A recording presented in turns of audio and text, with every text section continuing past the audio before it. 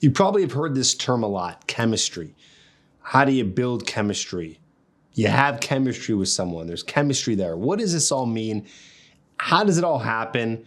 And how do you actually find someone that you can build chemistry with? So chemistry, this unspeakable feeling that's almost hard to define because it just is that feeling that you have with someone that things are just feeling really good. Just feels really good when you're around them.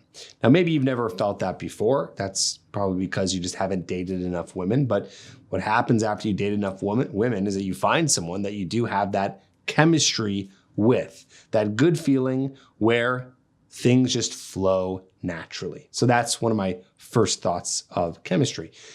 Chemistry is when you can sit down with someone and boom, 4 hours go by and it felt like it was 5 minutes. So where did all the time go? Just because you guys had such an easy time connecting, right? The exact opposite of boredom. When you're having fun, time flies. When you're bored, time slows down. So this chemistry is usually there because there's an ease of flow, and I'll say plus there is some sort of attraction involved, right? It's like you're attracted to her, usually on some sort of physical level, and also she's exhibiting some sort of feminine traits that allow you to be attracted to her. You're exhibiting some masculine traits that allow her to be attracted to you. And then boom, you guys are flowing and things just seem really smooth. Now, why do we think that this is happening? My theory is that chemistry is usually built on two people who just see the world in the same way. In fact, that's what I felt every time I've ever thought that I had chemistry with the woman. And of course, that can fade over time. But in those moments that I thought, hey, I'm feeling some chemistry right here, it's just that you two feel like you're speaking the same language, not literally, but you're talking about the same things in a way that you have similar opinions or thoughts, or maybe you guys have a similar sense of humor, so it's not necessarily agreeing on everything, but you guys are just laughing at the same things. You guys see the world in that unique way that you see it, because everyone has that little unique way of looking at the world. So maybe it's common opinions, maybe it's some common interests, maybe it's a common enthusiasm behind some sort of value that you guys both share, whatever that may be. So that allows for chemistry to develop. Let's look at the exact opposite of chemistry for a second. You ever go on a date with a woman before and things just like didn't flow? You didn't seem to get each other. They looked at the world in a different way.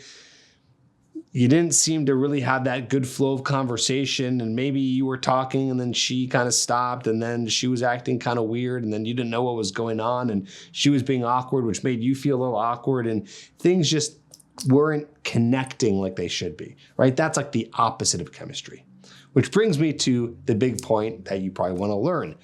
Well, how do you build that chemistry with someone? How do you actually manipulate the scenario to get that to happen? Unfortunately, I don't really believe you can truly manipulate that. I think that you can, in a sense, to make it so she feels chemistry for you. So you can maybe mirror her body language or mirror the things that she's saying and all those things. But it's not real chemistry because you're just making some of those things up and you're truly manipulating it. So I don't really think that there's any way to create chemistry between two people. It's just something that exists. And the way that you're going to be able to find a person to make chemistry actually exist with is always coming down to getting a lot of volume. I talk about volume quite a bit here on the channel, at least I have for the past few years, because I truly believe that in order to find a girl that is a great fit for you, that has that chemistry, you just need to be going on a lot of dates. But of course, you might feel chemistry for a woman. You might kind of feel it a little bit there, but she doesn't. Well, that's going to happen. Maybe it's because she just doesn't feel like she's connecting with you or because she's not attracted to you. So the thing that we can change or manipulate in a sense is the way that we come off in terms of our attractiveness level. So we can do that. So that gives us more opportunities with more women. So what do? We create volume. We give ourselves lots of opportunities by approaching lots of women, by swiping a lot on online dating. We increase the options by making ourselves the most attractive versions of ourselves on our outer qualities, on our inner qualities. And then that's going to give us more opportunities with the volume that we're actually creating. So then from that, you can find someone who you're like, boom, I connect with this girl. Now, you got to be careful here because sometimes we might look for chemistry way too fast. So I've worked with guys in the Trip Advice coaching program where they've said to me, it's like, oh, I don't know, there's not that chemistry there. And I'm like, well, you've only been on 1 or 2 dates with her. I don't believe that chemistry has to be instant. And there's some proof behind this, by the way. So in the Indian culture, there's a lot of matchmaking. So Indians will get matched with someone who's supposed to be a good fit. Forgive me, I don't know too much about the process, but what I do know is that the success rate in the marriages of matchmaking is huge.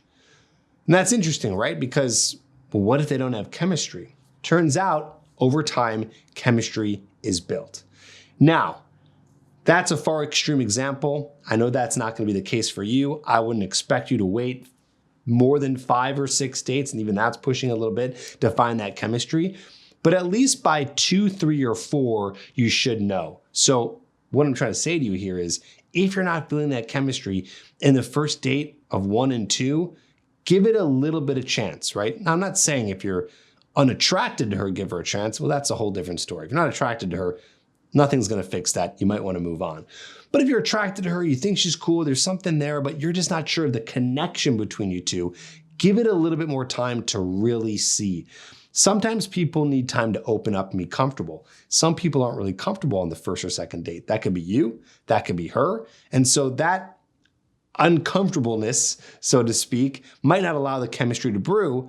Whereas now you're on maybe a 3rd or 4th date, you've seen them a few times, the anxiety has gone down a little bit, and now chemistry has a chance. So give it more of a chance just in case to see if it's there. It doesn't need to be a knock out of the park on the very first meeting. Write a comment down below. I want to know from you, have you ever had a time where there wasn't instant chemistry, but after a little bit, you found that there was more chemistry, there was more of a connection because you gave it a chance? Let's hear your stories down below. And if this helps, then like the video and of course subscribe for more videos coming out.